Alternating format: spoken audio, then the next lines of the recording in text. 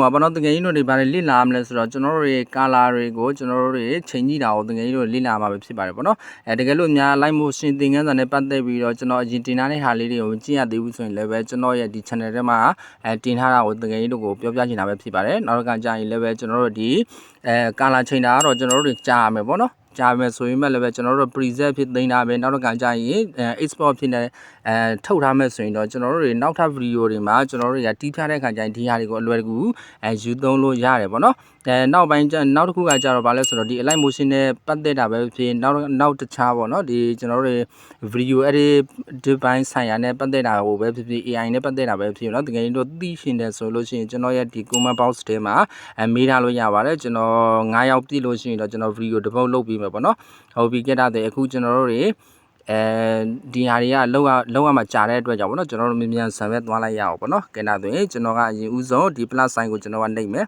နှိပ်ပြီးသွားလို့ရှိရင်90 range 60ပေါ့နော်နောက်တော့ကကြ background ကတော့ black create project ကိုကျွန်တော်ကနှိပ်လိုက်မယ်နေပြီးသွားလို့ရှိရင်ကျွန်တော်မီဒီယာရွေးမယ်အဲ့ဒီမှာဒီ claimer ပုံကိုကျွန်တော်ကရွေးမယ်ပေါ့နော်ရွေးပြီးသွားလို့ရှိရင်ဒီအပေါ်ကအဆက်30ကိုကျွန်တော်ကနှိပ်မယ် constraint to composition area ကိုကျွန်တော်ကရွေးလိုက်မယ်ရွေးပြီးသွားလို့ရှိရင်ကျွန်တော်တို့ကကြတော့ဒီ effect ဟိုဒါပေါ့နော်layer တစ်ခုကျွန်တော်လုပ်မယ်ပေါ့နော်စိတ်တစ်ခုကိုကျွန်တော်ကယူသုံးမယ်ပေါ့နော်ဒါ student စိတ် shape ပေါ့နော်ဒီဟာလေးကိုဒီ shape ကိုကျွန်တော်ကယူမယ်ယူပြီးသွားလို့ရှိရင်သူ့ကိုကြတော့အခုကတော့ straight to composition area ကိုပဲကျွန်တော်ကနှိပ်လိုက်မယ်နှိပ်ပြီးသွားလို့ရှိရင်ကျွန်တော်ကသူ့ကို effect ထည့်မယ်ပေါ့နော် effect ထည့်မယ်ဆိုတော့ effect ကိုနှိပ်လိုက်မယ် add effect ကိုနှိပ်မယ်ပြီးသွားလို့ရှိရင် copy background ဆိုတာကိုကျွန်တော်ကနှိပ်လိုက်မယ်ပေါ့နော် copy ပေါ့နော်copy background ကိုကျွန်တော်ကနှိပ်လိုက်မယ်နှိပ်ပြီးတော့ချင်း standard setting ကိုကျွန်တော်ကနှိပ်လိုက်မယ်နှိပ်ပြီးတော့လို့ရှိရင်နောက်တစ်ခါကြာရင်ကျွန်တော်banding and overlay ကိုကျွန်တော်ကသွားမယ်သွားပြီးတော့လို့ရှိရင် contrast ထဲမှာပေါ့နော် contrast ထဲမှာကြတော့ကျွန်တော်ကoverlay ကိုရွေးလိုက်မယ်ပေါ့နော် overlay ကိုလည်းပဲကျွန်တော်က50လောက်ထားလိုက်မယ်ပေါ့နော်50လောက်ကျွန်တော်ကထားလိုက်မယ်ဟုတ်ပြီ50လောက်ကျွန်တော်ကထားလိုက်မယ်ပေါ့နော်ကဲဒါဆိုရင်ဒီတစ်ခုကတော့ပြီးသွားပြီပေါ့နောက်တစ်ခုကကြတော့ကျွန်တော်တို့တွေ shade တစ်ခုကိုနောက်တစ်ခုပြန်ပြီးတော့ရွေးမယ် shade ကိုကျွန်တော်ကပြန်ရွေးမယ်ရွေးပြီးတော့လို့ရှိရင်အရင်တိုင်းမှာတော့ straight to composition area ကိုနှိပ်မယ်ပြီးတော့လို့ရှိရင် effect ကိုရွေးမယ်ရွေးပြီးတော့လို့ရှိရင်ကျွန်တော်တို့တွေcopy background ကိုနှိပ်လိုက်မယ်ပေါ့နော်နှိပ်ပြီးတော့လို့ရှိရင်ကျွန်တော်က effect နောက်တစ်ခါကြာရင်ကျွန်တော်ကထပ်ထည့်မယ်ပေါ့နော်ထည့်မယ်ဥစား gradient overlay ပေါ့နော် effect ကိုနှိပ်မယ် add effect ကိုနှိပ်မယ်ကျွန်တော်တို့ search box ထဲမှာကျွန်တော်တို့က GRE ပေါ့နော် gradient gradient overlay ကိုကျွန်တော်ကရွေးလိုက်မယ်ပေါ့နော်gradient overlay standard setting ကိုနှိပ်မယ်ပြီးတော့လို့ရှိရင်ဒီ gradient overlay ထဲမှာ color ကိုကြတော့ကျွန်တော်ကcolor 1ပေါ့နော် color 1ကိုကြတော့ကျွန်တော်ကအဖြူရောင်ထားမယ် color 2ကိုကြတော့ကျွန်တော်ကအမဲရောင်ထားမယ်ပေါ့နော်ပြီးတော့လို့ရှိရင်တော့ကျွန်တော်ကscale ကိုကြတော့2.00 လောက်ကျွန်တော်ကထားမယ်ပေါ့နော်ဟုတ်ပြီ scale ကိုကြတော့2.002.00ပေါ့နော်ဟုတ်ပြီscale ကိုကြတော့2.00ထားမယ်ပြီးသွားလို့ရှိရင် alpha ကိုကြတော့ကျွန်တော်က790လောက်ကျွန်တော်ကထားမယ်79.0ပေါ့နော်အဲ့လောက်ထိထားမယ်ပေါ့နော်ဟုတ်ပြီခဲ့တာဆိုရင်ဒီဟာပြီးသွားပြီပေါ့နော်နောက်တော့ကကြာရင်ကျွန်တော်တို့က blending book ကိုကျွန်တော်တို့ကသွားမယ်ပေါ့နော် blending book ကို blending and overlay ကိုနှိပ်မယ်နှိပ်ပြီးသွားလို့ရှိရင်ကျွန်တော်တို့က multiply ပေါ့နော်ဒီဓာတ်ခန်းထဲမှာရှိတယ် multiply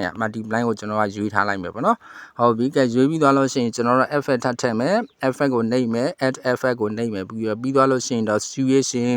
vibrance ကိုကျွန်တော်တို့ကလိုက်ရှာမယ်နော်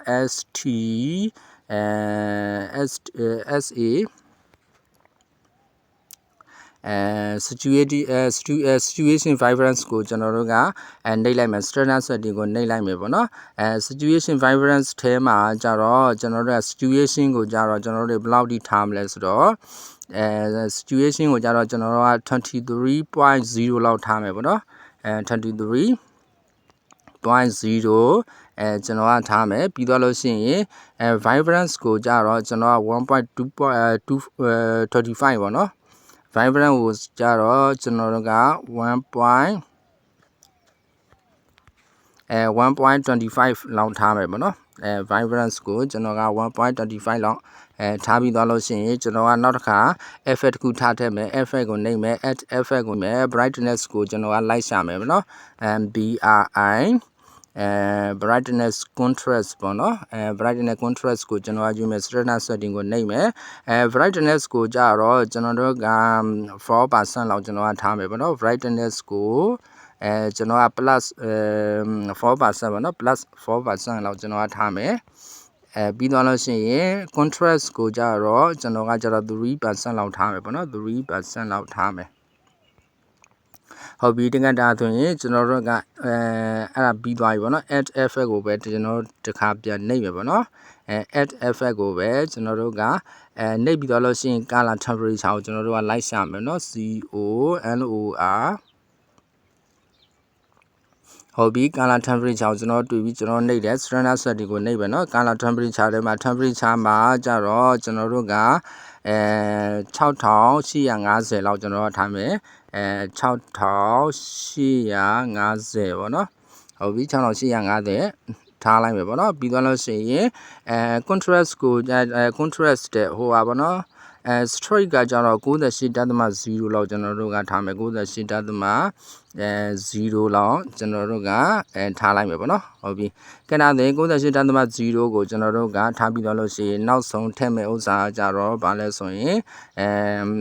add effect ကိုနှိပ်မယ်နှိပ်ပြီးတော့လို့ရှိရင် exposure ပေါ့နော်EXPO ပေါ့နော်exposure gamma ကိုကျွန်တော်ကနှိပ်လိုက်မယ် exposure ထဲမှာ standard setting ကိုနှိပ်မယ်ပြီးတော့ရှင်exposure ထဲမှာကြတော့ exposure ကိုကျွန်တော်ကျွန်တော်က0 point ပေါ့နော်0.80 လောက်ပေါ့နော်80လောက်ကျွန်တော်ကထားလိုက်မယ် 0.80 လောက်ထားလိုက်မယ်ကျွန်တော်တို့က 0.80 gamma ကိုကြတော့ကျွန်တော်က2.0 လောက်ပေါ့နော်2.0 လောက်ကျွန်တော်ကထားမယ်2.0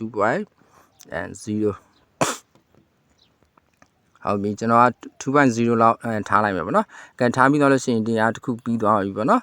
ပြီးသွားတဲ့အခါကျတော့ကျွန်တော်တို့ကနောက်တစ်ခါကျရင် effect တစ်ခု shade တစ်ခုကိုကျွန်တော်တို့ကထားထည့်မယ်ပေါ့နော် shade ထဲမှာ hue and shade ကိုကျွန်တော်ကရွေးမယ်ရွေးပြီးတော့လို့ရှိရင်ထုံးစံအတိုင်းပဲကျွန်တော်က effect ထည့်မယ်ပေါ့နော်effect ထည့်မယ်အဲကြတော့ဘာ effect လဲဆိုရင်ကျွန်တော်တို့က copy background effect ပေါ့နော် copy background effect ဆိုတော့ကျွန်တော်ကဟိုကမလောက်ထားမိတပေဘူးเนาะဒီဟာလေးကိုပေါ့နော်ဒီဟာလေးကို straight to composition area ကိုကျွန်တော်ပြန်နှိပ်လိုက်မယ်ဟုတ်ပြီနှိပ်ပြီးတော့ချင်းချက်လိုက်တာပေါ့နော်အပြီးတော့လို့ရှိရင်ကျွန်တော်တို့ကeffect ကိုကျွန်တော်တို့ကထည့်မယ်ပေါ့နော် effect ကိုထည့်မယ်ဆိုတော့ add effect ကိုနှိပ်မယ်နောက်တစ်ခါtime list ကိုကျွန်တော်တို့လိုက်ရှာမယ် TILES ပေါ့နော်time list ကိုကျွန်တော်တို့ကနှိပ်လိုက်မယ်နှိပ်ပြီးတော့ချင်း standard setting ကိုနှိပ်မယ် time list ထဲမှာကျွန်တော်တို့ကရပြီသွားတဲ့အခါကျရင်ကျွန်တော်တို့က effect နောက်တစ်ခုဟုတ်ပြီနောက်တစ်ခုထားထည့်မယ်ပေါ့နော် add effect ကိုကျွန်တော်တို့ကနှိပ်မယ်နောက်က champagne ပေါ့နော် SHAR ပေါ့နော် SHAR champagne champagne ကိုကျွန်တော်တို့ကရွေးထည့်လိုက်မယ် champagne တွေ standard setting ကိုနှိပ်လိုက်မယ်ပေါ့နော်နောက်တစ်ခါကျရင်ဒီ champagne ဆိုရဲlayer ကိုပေါ့နော်ဒီ effect ကိုကျွန်တော်တို့ကဒီ asset 34ကိုနှိပ်ပြီးတော့ရှင် duplicate လုပ်လိုက်မယ်ပေါ့နော် copy လုပ်လိုက်တာပေါ့နော် duplicate လုပ်မယ်အောက်ဆုံးက champagne ကိုကြတော့ကျွန်တော်ကဘယ်လောက်ထိထားမလဲဆိုရင်ကျွန်တော်က0 point ပေါ့နော်0.10 လောက်ထားမယ်ပေါ့နော်straight ကိုကြတော့ပေါ့နော်straight ကိုကြတော့ကျွန်တော်က0.10လောက်ကျွန်တော်ကထားလိုက်မယ်0.10ကိုကျွန်တော်ကထားလိုက်မယ်ပေါ့နော်ဒါ straight ကိုကျွန်တော်က 0.10 နဲ့ထားလိုက်မယ်နောက်တစ်ခါကျရင်ဒါဒီတစ်ခုကပြီးသွားပြီနောက်တစ်ခုကကြတော့ကျွန်တော်တို့ကဟိုဒါပေါ့နော်ဒီ shade တစ်ခုကိုထပ်ထည့်မယ် straight to composition area ကိုကျွန်တော်ကနှိပ်မယ်နှိပ်ပြီးသွားလို့ရှိရင် effect ထုံးစံအတိုင်း effect ကတော့ copy background ကိုကျွန်တော်ကရွေးမယ်ဟုတ်ပြီ copy background ကိုကျွန်တော်ကရွေးပြီးသွားလို့ရှိရင်ကျွန်တော်က effect နောက်တစ်ခါထပ်ထည့်မယ်ပေါ့နော်stress segment ကိုကျွန်တော်ကထည့်လိုက်မယ်ပေါ့နော် ST ပေါ့နော် STRE stress TCH stress segment ကိုကျွန်တော်ကနှိပ်လိုက်မယ်ပေါ့နော်ကဲနှိပ်ပြီးတော့ချင်း standard setting ကိုနှိပ်လိုက်မယ်ဟုတ်ပြီနောက်က stress ကိုကြတော့ကျွန်တော်က300လောက်ထားမယ်ပေါ့နော်stress segment angle ပေါ့နော်ကန်တယ် ဟုတ်ပြီကျွန်တော် stress ကိုကြတော့ကျွန်တော်က300လောက်ထားလိုက်မယ်ပေါ့နော် stress segment ကိုဟုတ်ပြီကျွန်တော်က300လောက်ထားလိုက်မယ်ပေါ့နော် stress ကို300ဟုတ်ပြီကဲဒါဆိုရင်ကျွန်တော်ကဒီ stress ကို300လောက်ထားမယ်ပြီးသွားလို့ရှိရင်ကျွန်တော်ကနောက်ထပ် effect တစ်ခုထားထည့်မယ်ပေါ့နော်Gaussian blur ကို add effect ကိုနှိပ်မယ်နှိပ်ပြီးတော့ရှိရင်GA Gaussian blur ပေါ့နော်Gaussian blur ကိုကျွန်တော်ကနှိပ်လိုက်မယ် strata setting ကိုနှိပ်လိုက်မယ်ပေါ့နော်Gaussian blur ထဲမှာကျွန်တော်က blur ကိုကြတော့ဘယ်လောက်အထိထားမလဲဆိုတော့Gaussian blur ထဲမှာကျွန်တော်ဘယ်လောက်ထားမလဲဆိုတော့250လောက်ထားမယ်ပေါ့နော်250လောက်ထားကြည့်အောင်ပေါ့နော်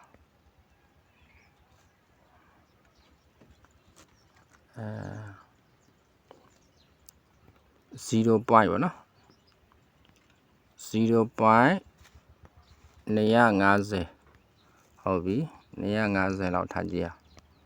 အောင်ဟုတ်ပြီကဲဒါဆိုရင် 0 point 250လောက်ကျွန်တော်ကထားကြည့်လိုက်မယ်ပေါ့နော်နောက်တစ်ခါကျရင် Gaussian blur ပြီးတော့လို့ရှိရင်ကျွန်တော်က effect ကိုပဲနှိပ်မယ် add effect ကိုနှိပ်မယ်direction blur ကိုကျွန်တော်တို့ကလိုက်ရွေးမယ်ပေါ့နော်လိုက်ရှာမယ် DI RE ပေါ့နော်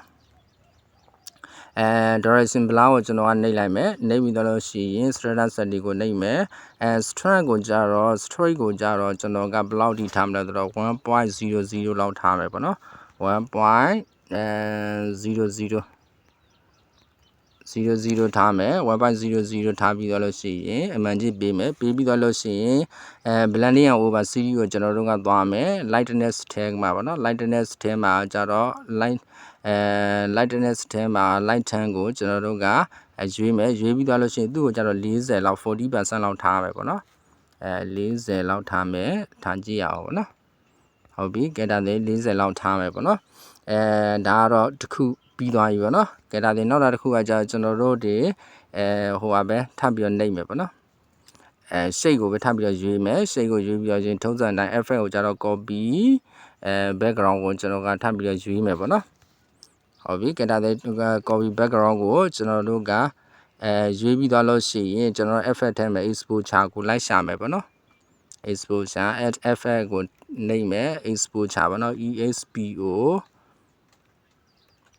ဟုတ်ပြီကဲဒါလေး exposure gamma ကိုကျွန်တော်တို့ကတွေ့မယ်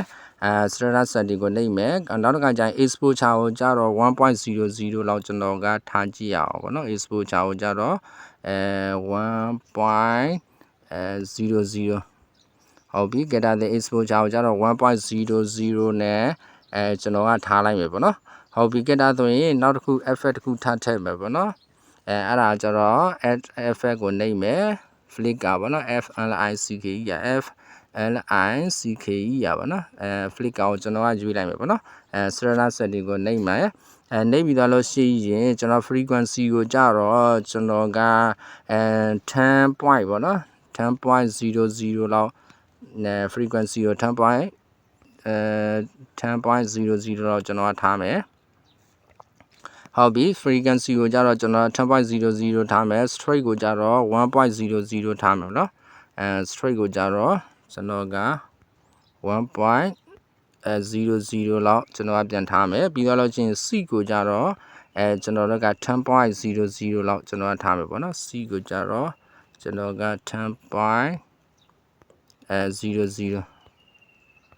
ဟုတ်ပြီကဲဒါတဲ့ 10.00 တော့ကျွန်တော်ကထားလိုက်မယ်ပေါ့နော်ပြီးသွားလို့ရှိရင်တော့ကျွန်တော်တို့တွေblending and over series ကိုကျွန်တော်တို့ကသွားရပါတော့blending and over series ကိုကျွန်တော်တို့ကသွားမယ်သွားပြီးသွားလို့ရှိရင်သူ့ကိုကြတော့ light 10ပေါ့နော် light 10ထဲမှာကြတော့ screen ကိုကျွန်တော်တို့ကရွေးမယ်သူ့ကိုကြတော့56လောက်ပေါ့နော်56လောက်ကျွန်တော်တို့ကထားလိုက်မယ်56လောက်ကျွန်တော်တို့ကထားမယ်ပေါ့နော်ဟုတ်ပြီကဲဒါသေး56လောက်ကျွန်တော်ကထားပြီးသွားပြီကဲထားပြီးသွားလို့ရှိရင်သူတို့ကိုကြတော့ border ထည့်ချင်လဲထည့်လို့ရတယ်မထည့်ချင်လဲရတယ်ပေါ့နော်ဒါကတော့ border တွေပါဒါကတော့ border ကြ stroke ကိုကြတော့ဒါ on ပေးရတယ်ပေါ့နော် stroke ကိုကြတော့ on ပေးရမယ်ဖြူရောင်ထားခြင်းနဲ့ဆိုရင်လည်းပဲဖြူရောင်ပေါ့နော် stroke ကိုကြတော့ဖြူရောင်ထားမယ်ဆိုရင်ဖြူရောင်ဟုတ်ပြီကဲဒါဆိုရင် stroke ဖြူရောင်ပေါ့နော်ဒီဟာလေးတွေလိုက်ရွေးလို့ရတယ်ပေါ့နော် ဒီ size ကိုလည်းပဲရွေးလို့ရတယ်ပေါ့နော်ဒီဟာလေးကဲဒါဆိုရင်တကယ်ကြီးတို့တွေဒီဟာကိုကျွန်တော်ပြပါမယ်ကျွန်တော်ပြမယ်ပေါ့နော်ဒီຢာတွေကကျွန်တော် FL တွေလောက်ထားတဲ့အရာတွေပဲပြီးတော့လို့ရှိရင်ဒီမျက်လုံးကိုမိတ်ကြည့်လိုက်ပေါ့နော်မျက်လုံးမိတ်ကြည့်လိုက်ဆို color တစ်မျိုးစီပြောင်းသွားတာကိုတကယ်ကြီးတို့တွေ့ရမှာဖြစ်ပါတယ်ကြိုက်တဲ့ color ကိုတကယ်ကြီးတို့ကရွေးလို့ရတယ်ပေါ့နော်